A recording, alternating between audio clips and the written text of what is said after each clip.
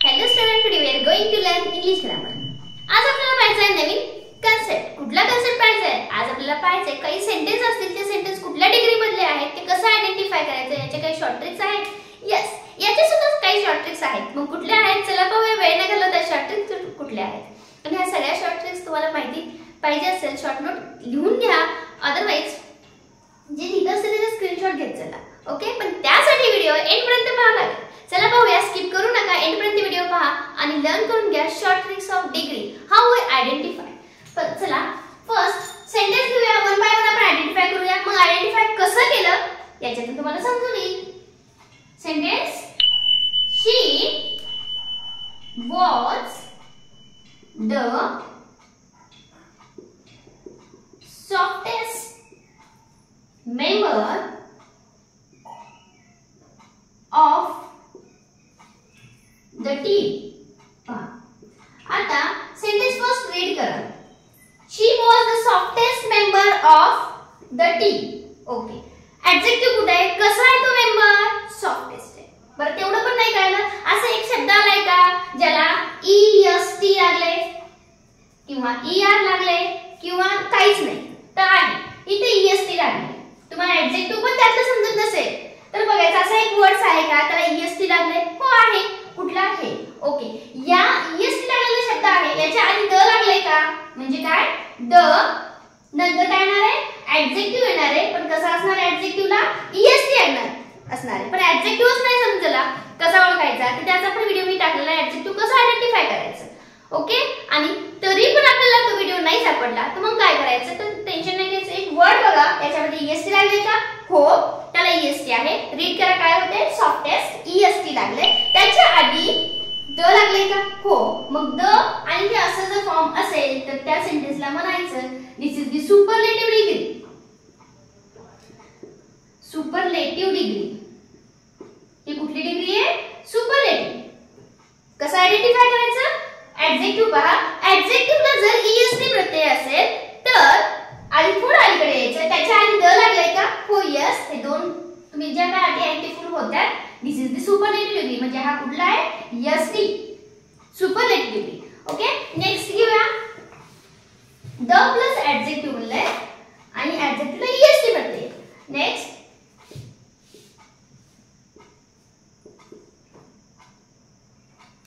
Raslila is more popular than any other dance of Manipur.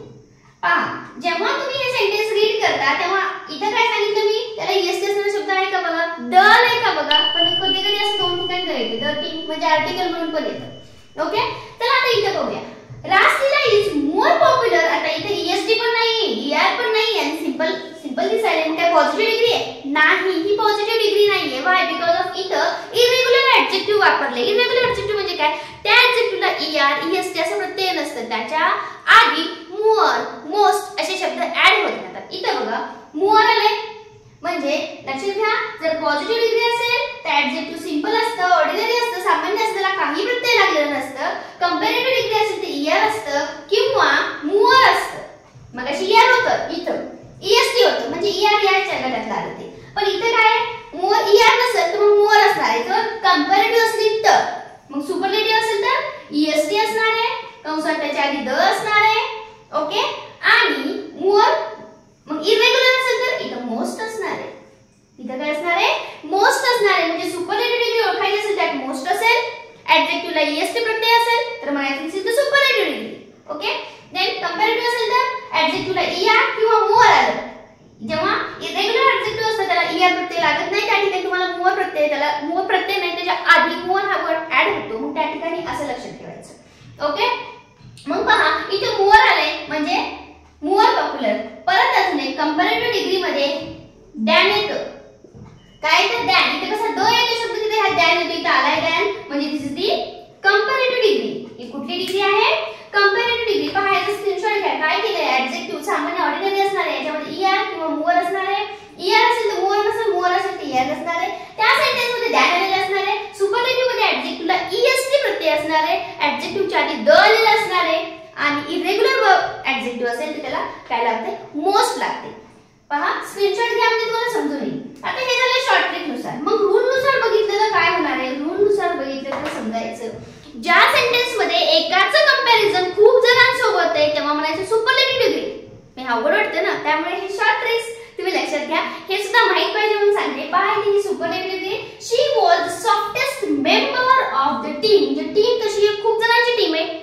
Team एकाची असते का, दोघांची असते का, नाही, खूप जण मेंबर असतात. म्हणजे ह्या शीचं जे काही कंपॅरिझन आहे, ह्या टीम मधल्या सगळ्या मेंबरचं कंपॅरिझन केलंय, मेंबर सोबत कंपॅरिझन केलंय. शीचं कोणासोबत केलंय, टीम मधल्या सगळ्या मेंबर सोबत. म्हणजे मोर दॅन वन पीपल आहे, त्या ठिकाणी कंपॅरिझन असेल तर तुम्ही सुपरलेटिव्ह म्हणा. कंपॅरेटिव्ह म्हणजे दोघातच कंपॅरिझन असतं. कंपॅरेटिव्ह म्हणजे काय, कंपॅरिझन, एवढं लक्षात ठेवायचं. कंपॅरेटिव्हला कंपॅरिझन.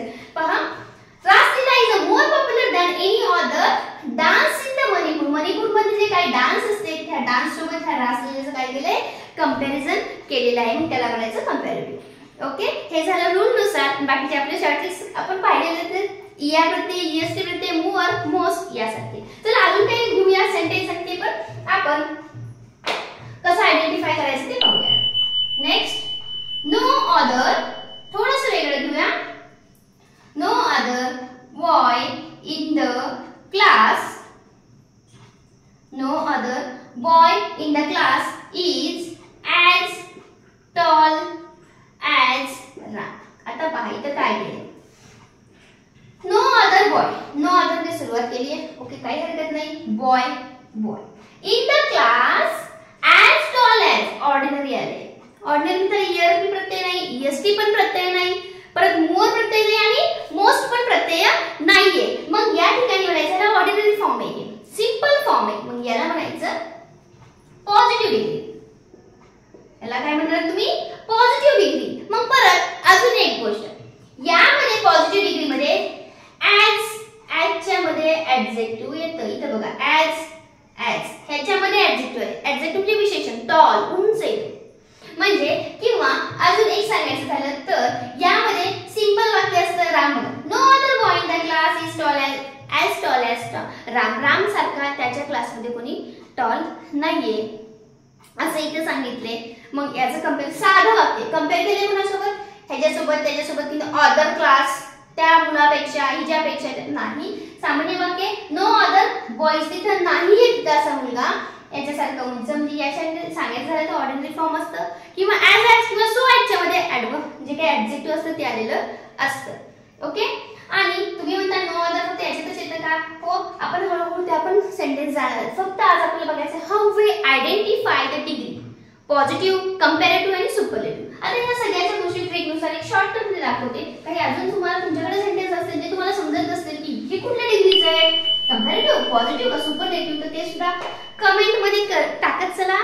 आपण त्याला डिस्कस करून मी आन्सर सुद्धा तुम्हाला कळवत चालेल. ओके, म्हणजे पहा आपण काय पाहिलंय, पॉझिटिव्ह शॉर्टकट मध्ये तिथे कंपॅरेटिव्ह आणि सुपरलेटिव्ह.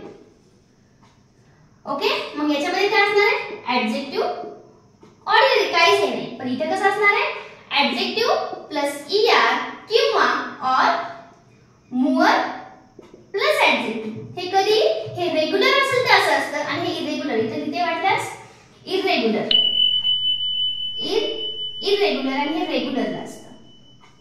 ओके, मग सुपरलेटिव्ह मध्ये ऍडजेक्टिव्ह प्लस ईएसटी किंवा इरेग्युलर असेल तर मोस्ट प्लस ऍडजेक्टिव्ह.